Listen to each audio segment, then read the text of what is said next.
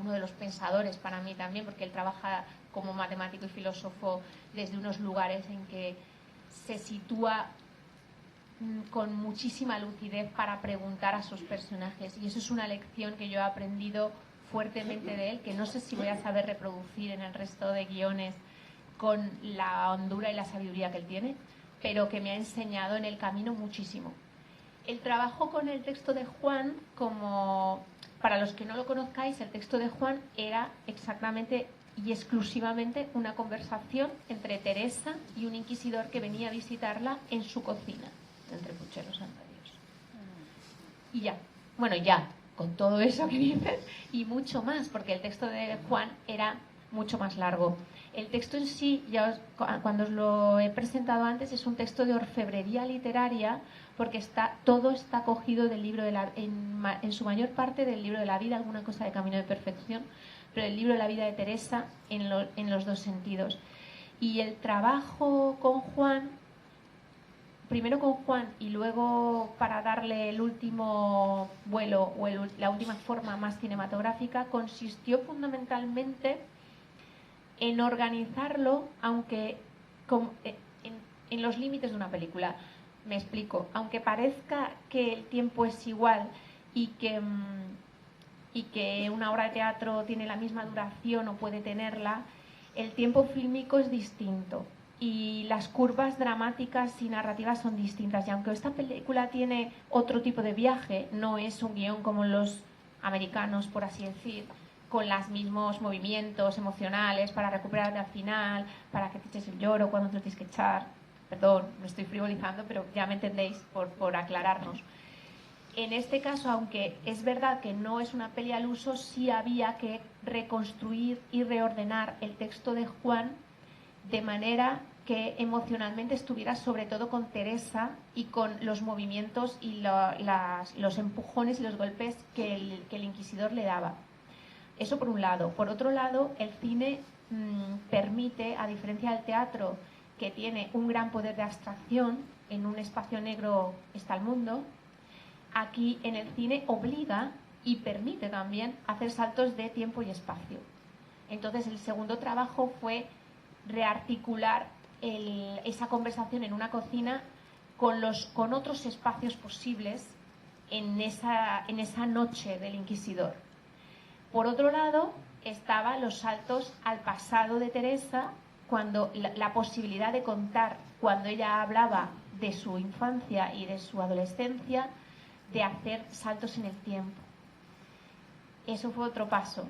Y el último paso fue ese salto de la imaginación. Todos aquellos textos o esos diálogos en los que Teresa evocaba el infierno, por ejemplo, o sus vuelos, decidir cuáles se quedaban en palabra, como por ejemplo el texto de la transverberación, que además en la obra de Juan no está, que lo recuperamos para la película, el texto del ángel, que es uno de los textos más importantes de la literatura en español. Yo vi un ángel, cabe mí, en el lado izquierdo. No era grande, pero era pequeño, hermoso mucho, que es una frase que me gusta. Eso es incluso una de las obras artísticas más importantes de la historia del arte. Sí. El Éxtasis de Santa Teresa de Bernini, sí, que es tal cual. Pero fíjate, no sé si alguien lo tiene en su cabeza, pero si alguien recordáis el Éxtasis de Santa Teresa de Bernini, que es una de las esculturas icónicas de la tradición cultural europea, más expresivas, es una sola imagen que recoge todo ese texto, que es tremendo. Es alucinante ese texto. Como dice, es un requiebro tan suave que pasa entre el alma y Dios, que suplico yo a su bondad lo de gustar a quien pensare que miento. Es demasiado.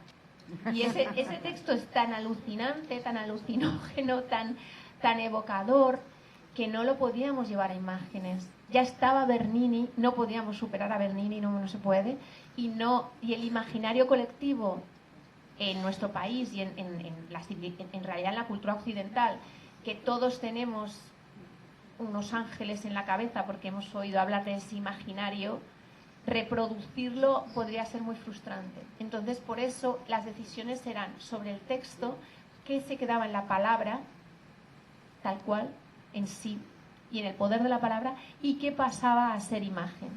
Os pongo otro ejemplo, cuando dice el inquisidor, que en realidad lo dice Teresa en el libro de la vida, en realidad en el libro de la vida dice, lo que queda es salvar mi alma o quemarla, que se lo dice el inquisidor. Yo he venido a salvar tu alma o a quemarla, y en ese momento sí decidimos que, ¿cómo sería quemar el alma? Una nube negra sale del pecho.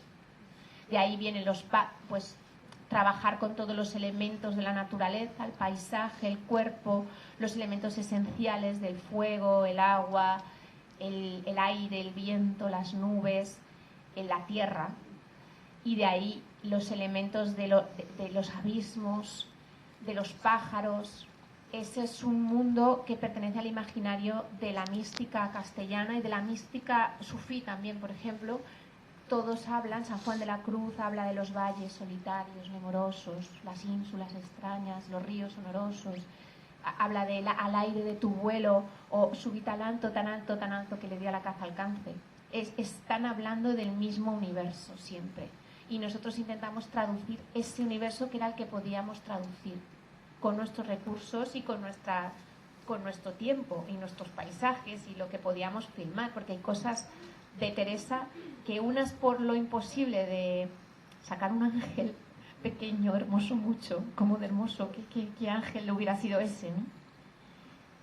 O otras porque son ya imágenes. Ella habla de vuelos, hablaba de alzamientos, 10 centímetros de levitación, hablaba de vuelos por encima de 10 metros, es que lo dice así, o habla, por ejemplo, que lo he puesto en otras ocasiones de ejemplo, en las 7 moradas, las moradas, ella habla de que el alma es un castillo de diamante.